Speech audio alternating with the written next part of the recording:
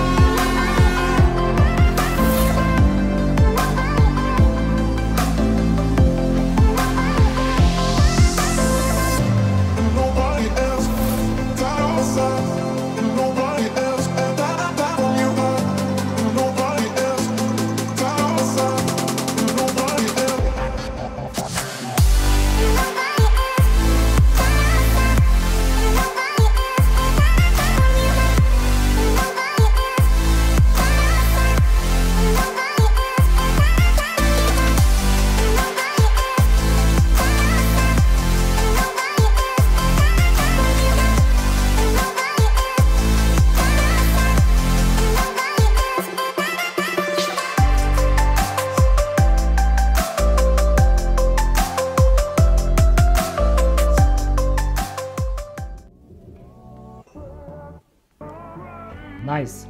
Тэгэхээр өнөөдөр бүгдээ өртсөн талаар ярилцсан. Өртсөн талаар ярихын тулд эхлээд дуран ярина, дурангаа ярихын тулд ямар дурны хооронд яаж таарддаг гэдэг талаар ярина. Тийм учраас ярих зүйл их байна. Би кофе гоож та нар интро үзчихье. Тэгээд эхэлцгээе.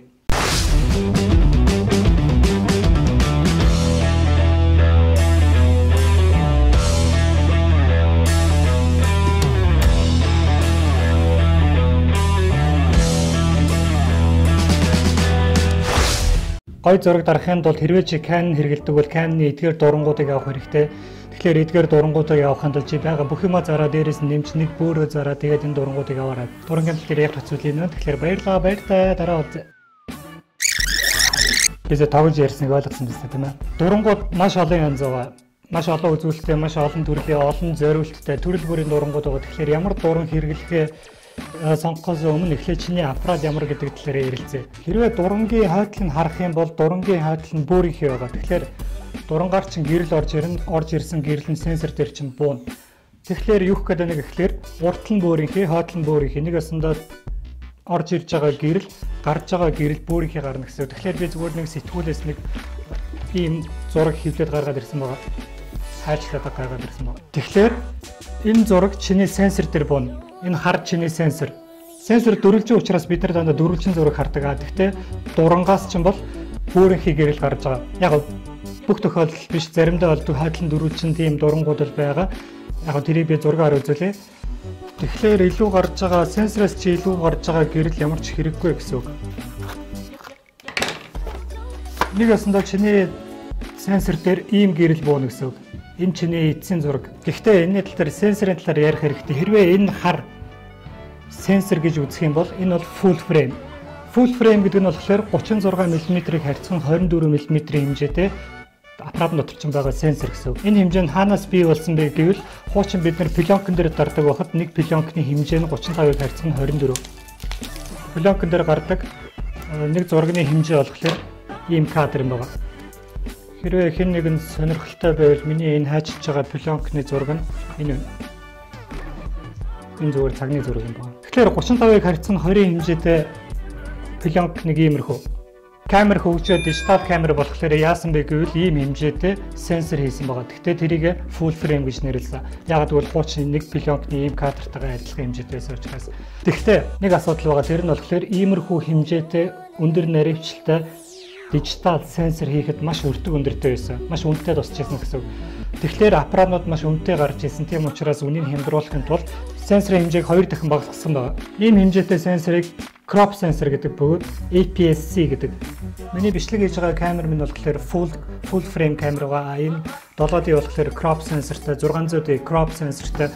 Харин хуучны Zenith болохоор бүтэн кадрын full frame. Яг гэвэл энэ пленкаар зардаг байсан шүү дээ. Тэгэхээр full frame crop sensor хоёрын юугаараа ялгаатай вэ гэвэл жишээ нь хэрвээ би энэ зургийг би дурангаараа хараад 50 мм дээр нь тавьж байгаад энэ зургийг дарж байгаа бол энэ чиний сенсор хэмжээ. Тэгэхдээ crop sensor дээр чиний сенсор чи 2 дахин бага байгаа шүү дээ.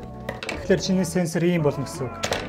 Тэгэхээр яг адилхан саяны 50 мм дээр тавиад саяны зургаа дарах юм бол чиний зурган дээр иймхэн зураг гарна гэсэн үг.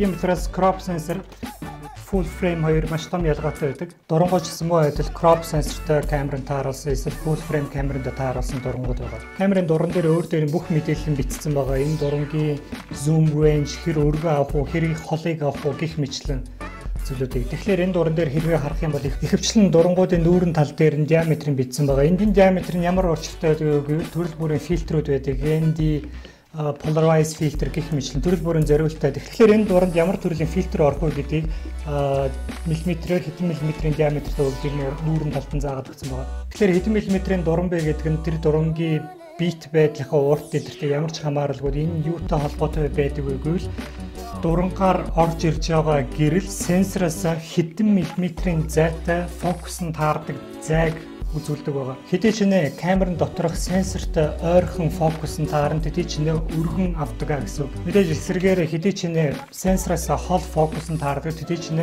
холыг зум хийж авдаг гэсэн үг. Дараагийн мэдж явах шаардлагатай зүйл гэвэл ямар төрлийн дуран бэ гэдгийг мэдэх шаардлагатай. Энэ дурангийн хувьд болохоор энэ 18-аас 55 мм-ийн focus range-тэй дуран байгаа. Энэ болохоор EFS гэдэг дуран. EFS гэдэг дуран нь болохоор зөвхөн crop sensorтэй буюу жижигхэн сенсортой камеранд орно. Миний 7D дуран, миний 600D дуран. Харин full frame камерт болохоор EF гэдэг дуран орох юм байна. Canon full frame камерууд гэх юм бол 1DX, Canon EOS R, 5D, 6D тэгээ болцсон баха. Хэрвээ би ямар нэгэн камер мартсан бол comment хэсэгт бичээд үлдээгээрэй. Харин Canon бусад бүх камерууд нь болохоор crop sensorтэй буюу сенсор нь 2 дахин жижигхэн хэмжээтэй гэсэн. Дурангийн хажуу талд байгаа мэдээллүүд нь болохоор автофокус эсвэл manual focus руу шилжүүлэгч байгаа. Харин тэрний доотлолт нь болохоор stabilizer. Stabilizer гэдэг нь болохоор дүүрс тэнцвэржүүлэгч. Бид нар гартаа камер барихлаар гар баг зэрэг чичирдэг. Тэгэхээр тэр чичиргээ гаргахын тулд камерын дотор жижигхэн мотор байгаа, чиний гартаа давхар адилхан чичрээд байж байгаа. Тэгээд тэр хоёр давхцглээрээ дурангаас ч гарч байгаа дүрс баг чичиргээтэй гардаг гэсэн үг. Дараагийн дуран дээр чи өгсөн мэдээлэл болохоор фокусын хамгийн ойрын зай хэдэн миллиметр байх боломжтой вэ? Эсвэл хэдэн санж хэдэн метр вэ гэдэг нь байх боломжтойг заагаад өгсөн байгаа. Жишээ нь энэ дурангийн хувьд болохоор макро 0.25 м. Энэ юу гэсэн үг гэвэл чи авж байгаа зүйл рүүгээ 25 санж ойртож болно гэсэн үг. Нэгсэндээ 25-аас ойртох юм бол чиний дуран чи фокуслж чадахгүй, 25 болон түүнээс хол байх юм бол тухайн объектээр магадгүй цэцэг үеж болно. Тэрэн дээрээ фокус чадвартай гэсэн үг. Ихэвчлэн энэ мэдээллийг дуран дээрээ макро гэж бичээд хадалт нь ямар рейнжэнд хамгийн ойр байх боломжтой вэ гэдгийг заасан байгаа. Дараагийн дуран дээр чинь зааж гисэн мэдээлэл гэх юм бол өрц. Өрц гэдэг зүйлийн талаар бид нар бүгдээрээ яг одоо ярих гээд байгаа. Тэгэхээр өрц гэдэг нь юу вэ гэвэл дуран дотор чинь нэгдэж хаагдж байгаа хаалтыг хэлж байгаа. Өрцний мэдээллийг дуран дээр ихэвчлэн нэгийг харьцах 1.8, 2.8, 4 гэх мэтлэн заасан байгаа. Тэгэхээр энэ тоонуудыг ямар учиртайг одоо бүгдээрээ ярилцгаая. Аппаратын бүтц төр чигээрээ яг л хүний нүдтэй адилхан байгаа. Тэгэхээр бид нар гэрэлтэй газар нар руу харахаар бидний хүүхэн хараа агшдаг бол харин харанхууд эргээд хилдэг. Хэрвээ муурны нүдийг та нар харж ирсэн бол анзаарч ирсэн баг. Тэгэхээр аппаратны дуран ч гэсэн яг үнэтэй адил энэ дотор нь хаагдж нэгждэг хаалт байгаа. Энийг нь бид нэр өрц гэдэг. Өрцөө тэмдэглэлтэй F тоогоор тэмдэглэдэг F number гэдэг. Өрц нь болохоор 1-ээс дээшээ 40 хүртэл байх боломжтой. Тэр тоон юу илэрхийлж байгаа гэвэл дуран доторх хаалтыг хэр их хаагдах эсвэл хэр бага хаагдахыг зааж өгч байгаа гэсэн. Ингээнээр ойлгох юм бол чиний дурангаар хэр их гэрэл цаашаа нэвтрэх вэ гэдгийг шийдэж өгдөг гэсэн. Гэхдээ их хаах бага хаах нь дахиад зургийн нэг өөр зүйлд нөлөөлдөг. Тэр нь болохоор фокусын гүн гэж байгаа. Фокусын гүн гэдэг нь болохоор чиний зурган дээр хамгийн нүүрэн талд байгаа объектоос хамгийн хойдлын объект хүртэлх тэр гүнийг фокусын гүн гэж хэлж байгаа. Өртсний тоо нь болохоор хэдий ч нэ F тоо жижиг байна. Хэдий ч нэ дуран дотор чинь өртс чинь том нэ гэж байгаа. Эсрэгээр хэдий ч нэ өндөр тоо өн хэдий ч нэ жижигхэн нөхөлдөж байгаа гэсэн үг. Тэгээ энэ тогтооход жоохон яриугтай. Гэхдээ энэ эсрэгээр байгааг хэрвээ анзаарах юм бол тэгэхээр энэ жоохон өөрөөр тогтоогоод байвал илүү хэлбэр. Хэдий ч нэ F тоо чинь бага байна. Жишээ 1.8 байх юм бол төдий ч нэ фокусын гүн чинь гүйхэн байх болно. Тэгэхээр яадаг вэ гэвэл наанд байгаа объект чинь илүү тод фокустай харин хойно болон урд нь байгаа зүйлүүд уусалтай гэсэн. Жишээ нь байгалийн энэ ангийн зургнуудыг дарахын тулд энэ тохиолдолд F тоогоо баг дээр тавиад тэгжээж артлын фоны бүтэн блүрдэг буюу уусгадаг байгаа. Тэгэхээр ихчлэн хөрөг зураг дарахад F тоогоо илүү баг дээр тавьж иж өрцөө том онгойлгож иж хойтлын уусалтыг өгдөг. Харин байгалийн зураг дээр эсрэгээр F тоогоо өндөр болгож иж өрцснийхээ хэмжээг жижигсгэж иж наадталд байгаа зүйл болон цааталд байгаа зүйлтэй хамтд нь фокустай авахын тулд F тоогоо илүү өндөр тавих хэрэгтэй. Фокусын түвшин гүйхэн байх уу, гүнзгий байх уу гэдгийг болохоор depth of field гэдэг бөгөөд өрцтэй хамт нь яаж ойлгож болох вэ маш энгийн. Аппарата барилаа, аппаратны чинь урд одоохон би дуран залгаах юм. Аппарата барилаа, аппаратны чинь урд маш олон FFFF гэсэн фокусын цэгүүд байгаа гэдээ ойлгочих. Тэгэхээр тэр олон фокусын цэгүүдээс зөвхөн хоёрын сонгоё гэх юм бол F тоогоо 2 дээр тавина. Харин бүгдийг нь фокустай байлгах юм бол магадгүй F тоогоо дүгш ялгаж болно гэсэн. Харин зургийн depth of field буюу фокусын гүн гэдэг зүйл нь ямар шаардлагатай байдаг вэ? Энийг яаж ашиглаж болох вэ гэвэл жишээ нь энэ зураг. Энэ амьтны үрэлгийн торны зураг байгаа. Энэ торныхын завсаар камера оруулах ямар ч боломжгүй. Харин энд нь болохоор цаана муур байгаа. Энд нь муур байгаа. Тэгэхээр би энэ зургийг дарах нь надад садаа болж байгаа зүйл нь наадлалт нь байгаа тор. Тэгэхээр би наадлалын торыг нь зургандаа оруулмааргүй байвал би фокусын гүнээ гүйхнээр сонгоод буюу F тоогоо баг дээр тавина гэсэн үг. Тэгээд хэрвээ зөв тааруулж чадах юм бол торны цаанд байгаа зүйл харагдана гэсэн үг. Харин дараагийн жишээ нь болохоор энэ дотны зураг. Энэ дотны зургийг дараахлаар цаана байгаа навч болон наанд байгаа тор садаа болж байгаа. Энэ хоёрыг арилгахын тулд би F тоогоо доош нь 5.6 дээр тавихлаар наадлын хашаа харагдгаа болоо цаатлын бас нөгөө навч харагдгаа болно гэсэн үг. Ерөнхийдөө бол өрцний талаарх мэдээлэл нэг иймэрхүү. Тэгэхээр бүгдийг нь одоо нэгтгэхэд нэг яриа өрц гэдэг зүйл нэгдэж хаагддаг дуран дотор байдаг механизм. Энэ механизм юу шийдэх вэ гэвэл аппаратн дотор цаашаага хэр их гэрэл орох вэ гэдгийг шийдэх байна. Мөн зурганд depth of field гэж байдаг. Depth of field гэдэг нь болохоор фокусын гүн өрц томорж жижигэрснээр юу шийдэх вэ гэвэл фокусын түвшин чинь хэр гүйхэн байх эсвэл эсрэгээр хэр гүн байхыг шийднэ. Энэ аппаратны дөрөв дэх тохиргоо буюу өрц гэдэг тохиргооны талаар ярилцгаалаа. Тэгэхээр энэний өмнөх дугаар дээр болохоор үндсэн 3 тохиргоо ярьсан. Тэр нь бол тэгэхээр хөшигний хурд, өнгөний температур болон ISO. Тэгэхээр одоо энэ дээр дөрөв дэх тохиргоогоо нэмээд өрцсийн тохиргоотойгоо хамтд нь энэ дүрийг нэг яриа. Хэрвээ өмнөх дугаар үзег бол энэ бичлэгний доор линк нь байгаа. Энэ линкээр ороод үзэж болно. Тэгэхээр бид нэр дөрвөн тохиргоо мэдж байгаа. Өрц гэдэг зүйл нь болохоор чиний аппаратанд хэр их гэрэл орохыг шийднэ. Дараагийн тохиргоонд хөшигний урд орж ирж байгаа гэрлийг ямар хугацаанд оруулахыг шийднэ. Гурав дахь тохиргоо нь ISO орж ирж байгаа гэрлийг сенсор хэр их мэдрэхийг зааж өгнө.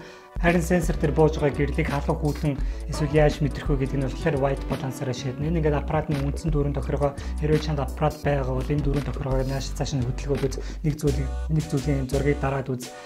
Маш сайн зурагчин гэдэг ойлголт бол байхгүй. Тэр зурагчин хэрвээ сайн гэж үнэлэгдэж байгаа бол тэр зурагчин маш олон удаа хэдэн мянган удаа туршилт хийсэн байгаа. Энэ дөрвөн тохиргоог нааш цааш нь өөрчлөөд өөрийн гэсэн арга барилуудыг эзэмшсэн байгаа. Өнөөдрийн дугаараа ингээд дуусгая. Та бүхэн таалагдсан байх гэж бодож байна. Хэрвээ өмнөх дугаарыг үзээгүй бол доод линкээр ороод үзээрэй. Дараагийн дугаартаа би бичлэгийн талаар ярих гэж бодож байна. Энэ бичлэг та нарт таалагдсан байх. Хэрвээ таалагдсан бол like and subscribe. Тэгээд дараагийн дугаартаа уулзцгаая.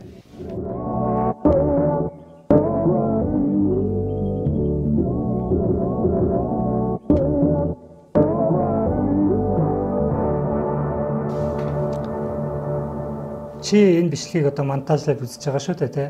Би болохоор огт монтажлаагүй. Яг энд одоо камера руугаа хараад энэ бичлэгийг хийж байгаа. Би ямар улсныг мэдэхгүй байна. Ямар улсныг огт мэдэхгүй байна. Миний бодлоор бол ойлгомжтой болсон баг. Тэгэхээр хэрвээ болоогүй бол би ядаж ойлгомжтой болгохыг хичээсэн.